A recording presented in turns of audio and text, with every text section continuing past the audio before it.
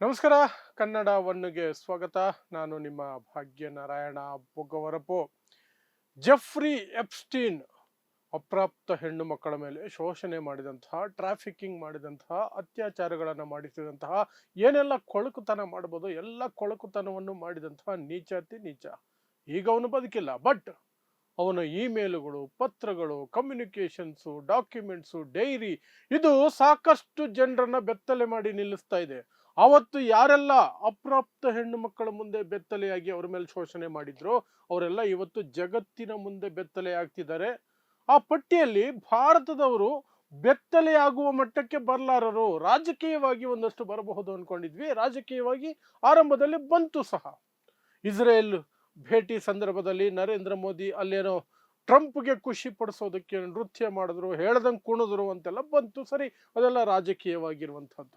ಮತ್ತೆ ಒಬ್ಬರು ಮಂತ್ರಿ, ಭಾರತದ ಪ್ರಧಾನಿ ನರೇಂದ್ರ ಮೋದಿ ಅವರ ಅಡಿಯಲ್ಲಿ ಕೆಲಸ ಮಾಡ್ತಿರುವಂತಹ ಮಂತ್ರಿಯೊಬ್ಬರು ಸಹ ಸಾಕಷ್ಟು ವ್ಯವಹಾರಗಳನ್ನು ನಡೆಸಿದ್ದಾರೆ, ಎಲ್ಲವೂ ರಾಜಕೀಯ ವ್ಯವಹಾರಗಳು ಅಂತ. ಆದ್ರೆ ಈ ಬೆತ್ತಲಾಗುವ ಸರದಿಯಲ್ಲಿ ಭಾರತೀಯರು ಬರ್ತಾರೆ ಅಂತ ಅನ್ಕೊಂಡಿರ್ಲಿಲ್ಲ, ಬಟ್ ಬಂದೇ ಬಿಟ್ರು. ಯಾರು? ಮಿಸ್ಟರ್ ಅನಿಲ್ ಅಂಬಾನಿ. ಈಗ ಸಂಪೂರ್ಣವಾಗಿ ಪಾಪರ್ ಚೀಟಿಯಾಗಿ, ಬ್ಯಾಂಕುಗಳಿಗೆ ಲೋನ್ ಕಟ್ಟೋಕ್ಕಾಗದೆ ಡಿಫಾಲ್ಟರ್ ಆಗಿ, ಅರೆಸ್ಟ್ ಆಗುವ ಮಟ್ಟಕ್ಕೆ ಭಯದಲ್ಲಿ ಬದುಕ್ತಾ ಇರುವಂತಹ ಅನಿಲ್ ಅಂಬಾನಿ ಈ ಜೆಫ್ರಿ ಎಪ್ಸ್ಟೀನ್ ಜೊತೆ ಖಾಸಾ ದೋಸ್ತಿ ಇಟ್ಕೊಂಡಿದ್ರು. ಸೊ ಅದರ ಡೀಟೇಲ್ಸ್ ಈಗ ಬರ್ತಾ ಇದೆ ಇಮೇಲ್ಗಳ ಮೂಲಕ, ಡಾಕ್ಯುಮೆಂಟ್ಗಳ ಮೂಲಕ. ಅದು ಎಷ್ಟು ಅಸಹ್ಯವಾಗಿದೆ ಅಂದ್ರೆ ಎಲ್ಲವನ್ನು ವಿವರಿಸೋದಕ್ಕೆ ಸಾಧ್ಯ ಇಲ್ಲ, ಕೆಲವನ್ನು ಮಾತ್ರ ಹೇಳಬಹುದಾದ ಕೆಲವನ್ನು ಮಾತ್ರ ನಿಮಗೆ ವಿವರಿಸುವಂತಹ ಪ್ರಯತ್ನವನ್ನು ಮಾಡ್ತೀನಿ. ಅದಕ್ಕೂ ಮೀರಿ 1000 ಪಟ್ಟು ಅಸಹ್ಯಕರವಾದಂತಹ ಸಂಭಾಷಣೆಗಳು, ಡಾಕ್ಯುಮೆಂಟ್ಗಳು ಅನಿಲ್ ಅಂಬಾನಿ ಕುರಿತಾಗಿ ಇದ್ದಾವೆ. ಸೊ ಏನು ಸಿಂಪಲ್ ಆಗಿ ಒಂದು ಎಕ್ಸಾಂಪಲ್ ಕೊಟ್ಬಿಟ್ರೆ ನಿಮ್ಗೆ ಅರ್ಥ ಆಗ್ಬಿಡುತ್ತೆ ಅವರ ಸಂಬಂಧ ಹೇಗಿತ್ತು ಜೆಫ್ರಿ ಎಪ್ಸ್ಟೀನ್ದು ಮತ್ತು ಈ ಅನಿಲ್ ಅಂಬಾನಿ ಹೇಗೆ ಅವರ ಜೊತೆ ಸೇರ್ಕೊಂಡು ಅಪ್ರಾಪ್ತ ಹೆಣ್ಣು ಮಕ್ಕಳು ಅಥವಾ ಹೆಣ್ಣು ಮಕ್ಕಳ ವಿಚಾರದಲ್ಲಿ ಏನೆಲ್ಲ ಮಾಡಿರಬಹುದು ಅನ್ನೋದಕ್ಕೆ ಒಂದು ಸ್ಯಾಂಪಲ್ ಕೊಡ್ತೀನಿ ಅಷ್ಟೇ. ಮಿಕ್ಕಿದ್ ನೀವು ಅರ್ಥ ಮಾಡ್ಕೊಳ್ಳೋಂಥ ಶಕ್ತಿಯನ್ನು ಹೊಂದಿರ್ತೀರಿ. ಒಂದು ಚಾಟಿಂಗ್ ಇದೆ, ಯಾರು? ಜೆಫ್ರಿ ಎಪ್ಸ್ಟೀನ್ ಮತ್ತು ಅನಿಲ್ ಅಂಬಾನಿ ನಡುವೆ. ಅದರಲ್ಲಿ ಅನಿಲ್ ಅಂಬಾನಿ ಕೇಳ್ತಾ ಇರೋದು, ಎಂಥವ್ರನ್ನ ನೀವು ಸಜೆಸ್ಟ್ ಮಾಡ್ತೀರಿ ನನಗೆ ಅಂತ. ಆ ಸೆಂಟೆನ್ಸ್ ನೋಡಿದಾಗ ಓಕೆ, ಏನೋ ಬಿಸ್ನೆಸ್ ಇರಬೇಕು ಅಂತ ಅಲ್ಲ, ಹುಡುಗಿರು, ಎಂಥ ಹುಡುಗಿಯನ್ನ ನೀವು ಸಜೆಸ್ಟ್ ಮಾಡ್ತೀರಿ ನನಗೆ ಅಂತ. ಅದಕ್ಕೆ ಜೆಫ್ರಿ ಎಪ್ಸ್ಟೀನು ಉತ್ತರ ಕೊಡ್ತಾನೆ. ಏನಂತ ಕೊಡ್ತಾನೆ? ಉದ್ದನೆಯ ಸ್ವೀಡಿಶ್ ಹುಡುಗಿಯರು ನಿಮಗೆ ಸರಿ ಹೊಂದುತ್ತಾರೆ. ಅವರು ನಿಮ್ಮ ವಿಸಿಟ್ ಸಂದರ್ಭದಲ್ಲಿ, ನೀವಿಲ್ಲಿಗೆ ಬಂದಾಗ ನಿಮಗೆ ಒಳ್ಳೆ ಖುಷಿ ಕೊಡ್ತಾರೆ. ಸ್ವೀಡಿಶ್ ಅಂದ್ರೆ ಸ್ವೀಡನ್ ದೇಶದ ಹೆಣ್ಣು ಮಕ್ಕಳು, ಉದ್ದಕ್ಕಿರ್ತಾರೆ, ಚೆನ್ನಾಗಿರ್ತಾರೆ, ಬನ್ನಿ ಅಂತ. ಅದಕ್ಕೆ ಈ ಸಾಹೇಬರು ಅನಿಲ್ ಅಂಬಾನಿ ಉತ್ತರ, ಅರೇಂಜ್ ಮಾಡಿ. ಸೊ ಇದು ಅವರಿಬ್ಬರ ನಡುವೆ ಇದ್ದಂತಹ ಸ್ನೇಹದ ಆಳ ಮತ್ತು ಏನೆಲ್ಲ ಮಾಡ್ತಿದ್ರು ಅಂತ ಅರ್ಥ ಮಾಡ್ಕೊಳ್ಳೋದಕ್ಕೆ ನಿಮಗೆ ಬೇಕಾದಷ್ಟು ಆಗುತ್ತೆ ಅಂತ ಅನ್ಕೊಂಡಿದ್ದೀನಿ. ಇಷ್ಟು ಮಾತ್ರ ಅಲ್ಲ, ಜೆಫ್ರಿ ಏನಿದ್ನಲ್ಲ ಅವನು ಎಪ್ಸ್ಟೀನು, ಅವನ ಮನೆಗೂ ಸಹ, ಅಮೆರಿಕದಲ್ಲಿರುವಂತಹ ಮನೆಗೂ ಸಹ ಅನಿಲ್ ಅಂಬಾನಿ ವಿಸಿಟ್ ಕೊಟ್ಟಿರೋದ್ರ ಬಗ್ಗೆ FBI ದಾಖಲೆಗಳು ಬಾಯಿ ಬಿಡ್ತಾ ಇದ್ದಾವೆ. FBI ದಾಖಲೆಗಳ ಪ್ರಕಾರ ಮೇ 23, 2019 ಮೇ 23, 2019 ಸಂಜೆ 4:30 ಗಂಟೆಗೆ ಜೆಫ್ರಿ ಎಪ್ಸ್ಟೀನ್ ಮನೆಗೆ ಅನಿಲ್ ಅಂಬಾನಿ ಹೋಗಿದ್ದಾರೆ. ಅದಕ್ಕೆ FBI ಕಡೆಯಿಂದ ಎಲ್ಲ ದಾಖಲೆಗಳು ಇದ್ದಾವೆ. ಸೊ ಏನಕ್ಕೆ ಹೋಗಿದ್ರು, ಯಾವ ವಿಚಾರ ಗೊತ್ತಿಲ್ಲ.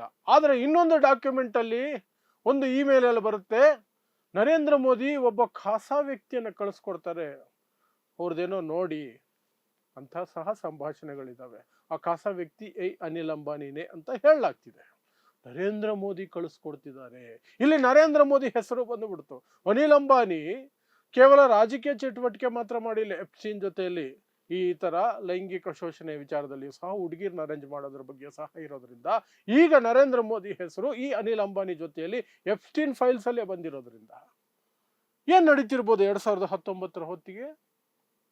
ಅದಕ್ಕೆ ನಾವು ಒಂದು 3-4 ವರ್ಷ ಹಿಂದಕ್ಕೆ ಹೋಗ್ಬೇಕಾಗತ್ತೆ.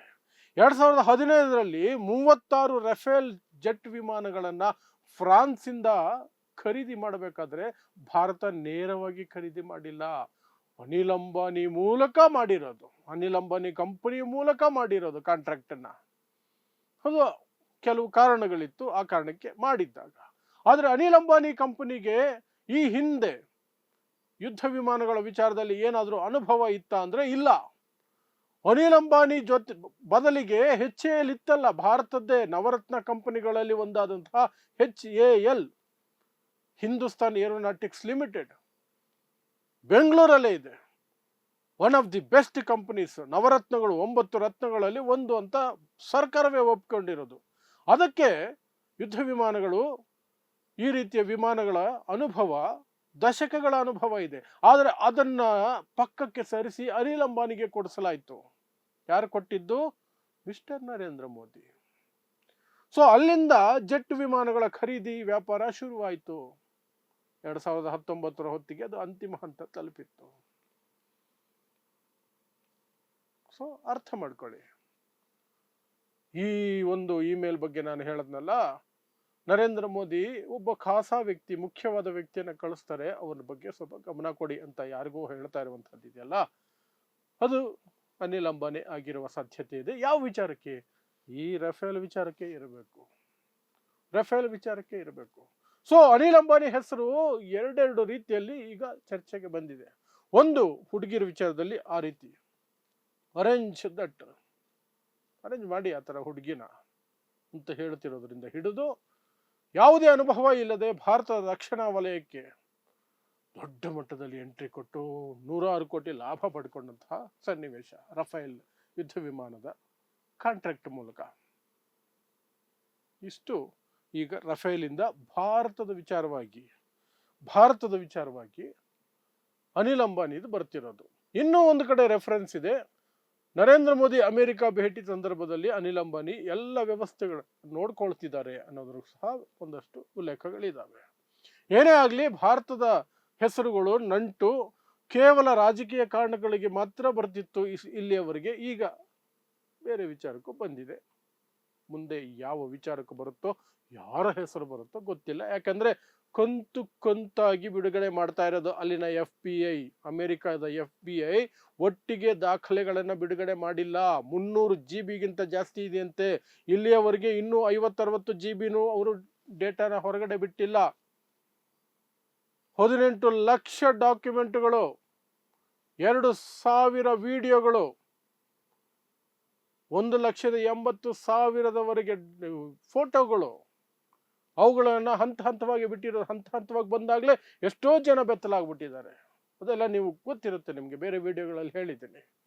ಈಗ ಭಾರತದ ಒಬ್ಬ ವ್ಯಕ್ತಿಯ ಹೆಸರು ಸಹ ಆ ರೀತಿ ಕೊಳಕು ರೀತಿಯಲ್ಲಿ ಸಹ ಬಂದಿದೆ. ರಾಜಕೀಯ ಕಾರಣಕ್ಕೆ ಮಾತ್ರ ಬಂದಿಲ್ಲ ಅಷ್ಟೇ. ಮತ್ತು ಆ ವ್ಯಕ್ತಿಯನ್ನ ಸಂಪೂರ್ಣ ಬರ್ಬಾದಾಗ್ತಿದ್ದಂತಹ ಪರಿಸ್ಥಿತಿಯಲ್ಲಿ ನರೇಂದ್ರ ಮೋದಿ ಅವರು ರಾಷ್ಟ್ರದ ರಕ್ಷಣಾ ವಲಯಕ್ಕೆ ಎಳ್ಕೊಂಡು ಬಂದಿದ್ದರು.